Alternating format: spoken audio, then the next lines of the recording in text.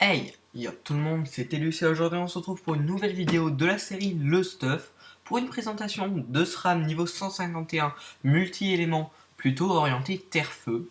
Donc ce stuff m'a été proposé par Skyfand, j'espère que je prononce bien. Donc merci à toi de m'avoir proposé ce stuff, petite dédiée à toi. Et donc, je vais tout de suite vous le présenter. Donc, comme je vous l'ai dit, c'est un stuff orienté puissance, voilà, 432 puissance, assez énorme, qui donne un petit peu d'intel, 220 quand même, et 120 de force. C'est vraiment, j'ai regardé les dommages, vous allez voir, ils sont vraiment pas mal dans tous les éléments. Même avec la voie air, vous ferez des dommages pas trop mauvais. Donc, je vous présente le stuff immédiatement. Une petite solo monk, hein, assez, enfin, pas très originale, assez classique. Une baguette des limbes pour l'EPA, l'EPM, le PO, ainsi que l'Intel, donc une baguette très intéressante. Si vous avez les camas, vous pouvez même vous mettre un petit over vitalité dessus, enfin exo vitalité. On en trouve pas mal des baguettes des limbes exo vita. Ensuite, une panoplie que je ne connaissais pas parce que je suis plus trop l'actualité d'Offus, donc qui est la panoplie fossile, donc qui est composée de bottes qui donnent des très bonnes stats multi-éléments, d'une ceinture ainsi que d'une cape fossile. Donc sur le stop, voilà, ça donne la cape fossile, la ceinture fossile ainsi que les bottes fossiles. Donc une panneau qui m'a l'air très intéressante, hein, vu la très forte la très forte puissance que ça donne, d'autant plus que le bonus de panoplie est de 500 d'initiative, donc ça se pratique, ça permet de commencer dans les premiers. Ça donne 1 PM et 30 puissance, donc voilà, une très bonne panoplie apparemment. Un Géano PA 120 vitalité, donc vous pouvez peut-être prendre un PAPM, mais à cause du turbulent, ça fait sa limite à 5. Un anneau nonobstant, vraiment un très bon anneau parce qu'il a beaucoup de vita et 52 puissance, hein, sans compter les résistances poussées, les CC et la sagesse. Un très bon anneau. Et pour compléter ce stuff, la melette, 50 force, 15 puissance, 3 CC, 1 PA. Enfin voilà, une très bonne amu qui donne en plus les petites résistances, 200 de vita, très important, les dommages, donc une très bonne amu. Ensuite, dans les trophées, donc qu'est-ce qu'il nous a mis? Un petit examinateur, donc le PO pour les pièges, très intéressant.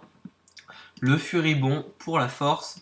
Le turbulent pour gagner un PA. Si vous avez Kama, vous pouvez mettre un ocre, ce qui vous permet de passer en 11 PA 6 PM en ayant toujours un Gelano exo Vita et non pas exo PM. Ensuite, un petit robuste majeur, 80 de puissance. Donc, pareil, toujours pour augmenter la puissance. Le robuste classique, 40 de puissance. Et un petit savant majeur, toujours pour monter l'intelligence. Donc, ce qui nous donne en statistique 2600 points de vie. Vous pouvez l'augmenter en mettant par exemple un exo sur les limbes et des overs. Par exemple, un over vita sur le nobstant, sur la solo monk. J'avais oublié de dire qu'il y avait un cram. Donc, si vous mettez par exemple un Peki, vous gagnez 400 de vitalité, vous montez à 3000. Par contre, vous perdez des résistances ainsi que de la puissance. Donc, en mode 11p à 5pm, 3 de portée, très intéressant, 1190 d'initiative, pas énorme, mais pas trop mal, 2 CC. Donc, voilà. Clairement, vous ne jouerez pas en 1 sur 2. Hein. 190 de sagesse qui permet une bonne esquive PAPM, 120 de force, 220 d'intel, 50 d'agi, 430 de puissance, ce qui est vraiment énorme, ainsi que 28 dommages dans chaque élément, et quelques petits dommages au piège, en 30, c'est toujours bon à prendre. Le détail des caractéristiques, qu'est-ce qu'on a là-dedans qui peut être intéressant? Donc l'esquive PA et PM à 19, 5 de fuite tacle, ça c'est assez faible, assez dommage. 2 invocations, ce qui est pratique, on peut lancer un petit double, une arachne par exemple. 24 dommages critiques, mais vu que vous jouez pas du tout critique, ça ne servira à rien. Et des résistances convenables, on va dire 5% neutre, 11% terre, 15% feu, 15% eau et 21% air, ce qui est franchement pas mal. Avec la baguette des limbes, elle fait quand même des dommages pas trop mauvais, 197, mais faites attention, hein, vous n'allez pas frapper avec la baguette des limbes, que ce soit clair. Voilà, même si ça fait des dommages pas trop dégueux, 197, mais bon, voilà. Allez, on passe au sort. Donc la sournoiserie, sort qui est assez pratique pour jouer à distance et qui fait des dommages pas trop mauvais. Environ 150 dommages si vous l'avez au niveau 6. Le piège sournois, donc piège très pratique pour faire les combos, qui fera au niveau 6 de 253 à 268 de dégâts. Donc vous en enchaînez 5, ça fait plus de 1000 dégâts. Très intéressant. Le poison insidieux, pas mal à jouer en PvP 1vs1. Car contre les FK principalement, parce que les boucliers de FK ne réduisent pas, ne réduisent pas les poisons. Voilà, 68 à 74 si vous voulez niveau 5. Le fourvoiement, assez peu utile, sauf en PVM. S'il retire, ouais, voilà, il met de la vita insoignable, donc pratique toujours contre les FK, les obales. Et en PVM, parce que ça fait des dommages en zone. Voilà, des dommages pas mauvais du tout. 264 à 300 au niveau 6. Le coup sournois, qui peut être pratique pour repousser un ennemi. Environ 200 dommages. Donc pas énorme, mais bon, ça passe. Le piège de masse, 220 à 240. Donc pour faire des beaux combos de pièges. Le petit piège empoisonné, qui fait quand même 123 dégâts par tour. Pour 3 PA, du coup ça dure 3 tours, du coup ça fait 360 dégâts pour 3 PA.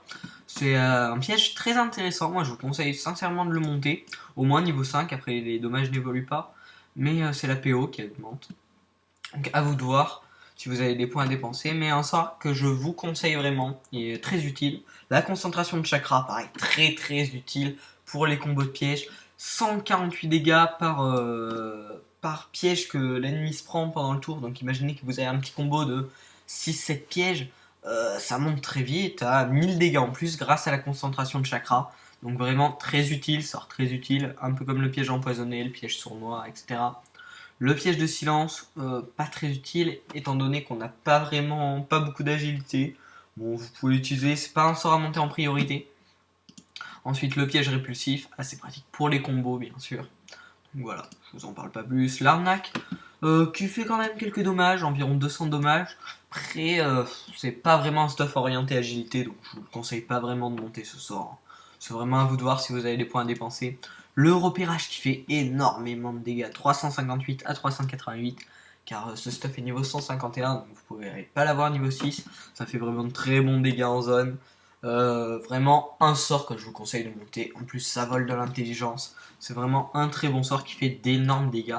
Encore plus gros que ceux de l'attaque mortelle, car ceux de l'attaque mortelle ne montent que de 307 à 333. Mais un sort utile quand même, hein, pour bien rush, un bon coup.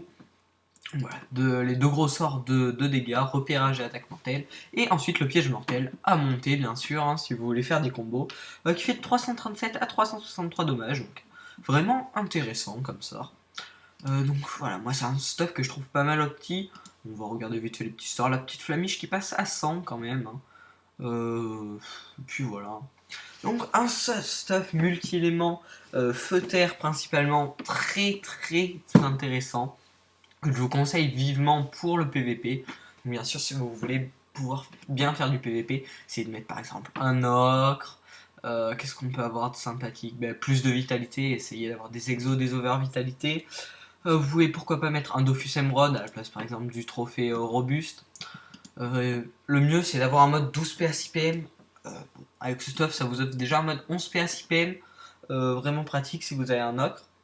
Voilà, c'est un stuff que je vous conseille pour le PVP ainsi que pour le PVM, mais voilà. C'est à la base un stuff PVM que je vous conseille. Donc merci à Beat Sanglant Skyfand de m'avoir proposé ce stuff. J'espère que cette vidéo vous aura plu. N'hésitez pas à liker, à commenter et à bientôt pour une nouvelle vidéo. Tchuss tout le monde, c'était Telus.